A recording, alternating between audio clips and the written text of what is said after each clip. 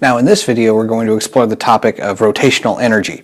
So if you've ever seen an object rotating like a spinning top or a spinning tire but not necessarily moving forward translationally, then you may have wondered, does that object possess energy by itself, even though it doesn't have kinetic energy in the sense that we've talked about before, 1/2 mv squared. If it's not moving forward, then it doesn't have any linear v, but it certainly is spinning and it certainly is moving. And so how can we quantify the kinetic energy associated with that type of motion?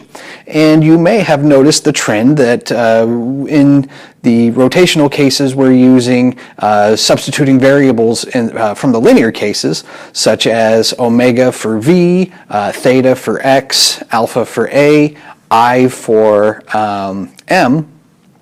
And you may come up with the idea that perhaps the kinetic energy following that substitution process would lead you to the conclusion that the kinetic energy of an object in rotation is equal to 1/2 times the moment of inertia times its angular velocity squared. And that's correct. Okay, you can go through the calculus derivation of getting there. We won't worry about that. We will just simply take this as an axiom, if you will. And again, you can justify it from basic physics principles, right? The kinetic energy of a linear object, 1/2 mv squared, where m is the inertia of the object and v is the velocity of the object. Well, here, I is the moment of inertia, or its resistance to change in rotational motion, and omega is its rotational velocity. All right. Now, this applies to objects that are simply spinning. You know, maybe a disc spinning on a frictionless axle, or a top as it's spinning around on a surface, assuming to be fairly frictionless, or when the rotation is fast enough that it's not really slowing down all that much. But this is in general the kinetic energy applied to, or the kinetic energy of the rotational part of an object. Now, let's say you have a bike tire and it's spinning, but it's also moving forward, right? So this is where the person is on the bike and they're pedaling and the tires are spinning, so they possess some omega, and the bike itself has some I, but the bike is also moving forward, and so it has some linear velocity too. What is the total kinetic energy in that case? Well, the total kinetic energy is just going to be the sum of the linear, whatever its total mass times its linear velocity is, plus the rotational part.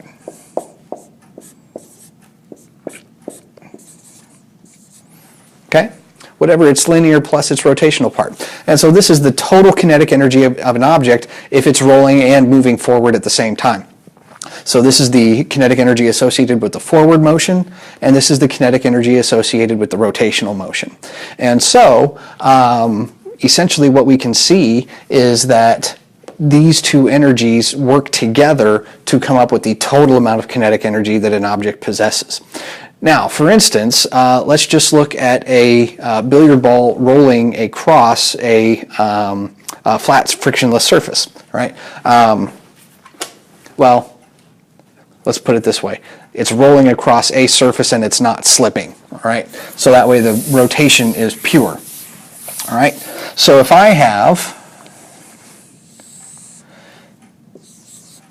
a sphere and it's moving forward with some value v, all right, and it's rolling without slipping, then I want to know what is the kinetic energy associated with its translational motion, what is its kinetic energy with its rotational motion, and then see what is the total kinetic energy. So let's see here. The translational kinetic energy, of course, this is going to have mass m. The translational kinetic energy is just going to be 1/2 mv squared. Okay? The translational is going to be 1/2 mv squared. And the, we should put linear here, all right?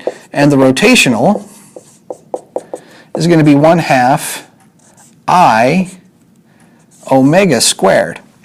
But there's a specific relationship here between I and m. Recall that for a sphere, a perfectly uniform sphere, I is equal to 2/5 m times r squared.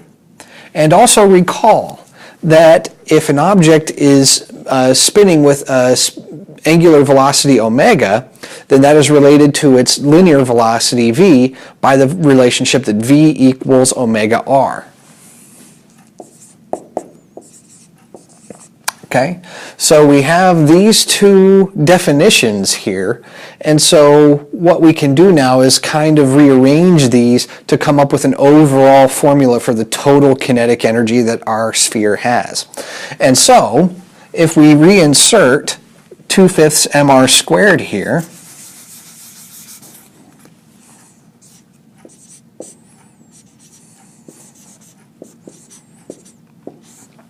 for our moment of inertia, and remember we have omega squared here, and omega is going to be v over r,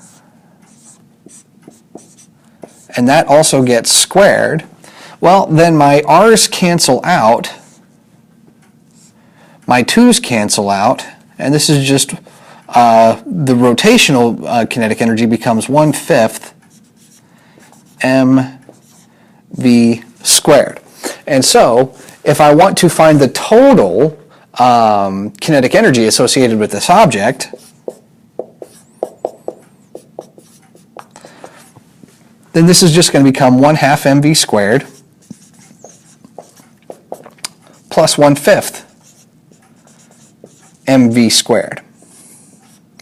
And what does this become? Well, 1/5 is 2/10. 1/2 is 5/10, so this becomes 7/10 mv squared.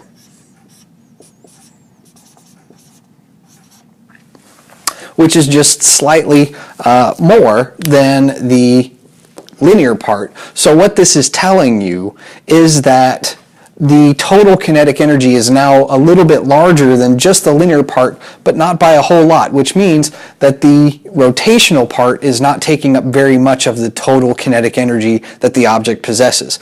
You can compare this with the rotational energy that say a hoop of the same mass and radius would possess, and you would actually find that this would be much larger. What that means is that there's more total kinetic energy for an object, a hoop rolling at that same linear speed, but that more of that energy is wrapped up in keeping that object rotating. All right, but that is essentially how you can compute the kinetic energy of a rotational object and how the total energy can be found if your object has a nice symmetry to it, i.e. a sphere, hoop, disk, or something of that nature, where the moment of inertia is one of the nice formulas in your book.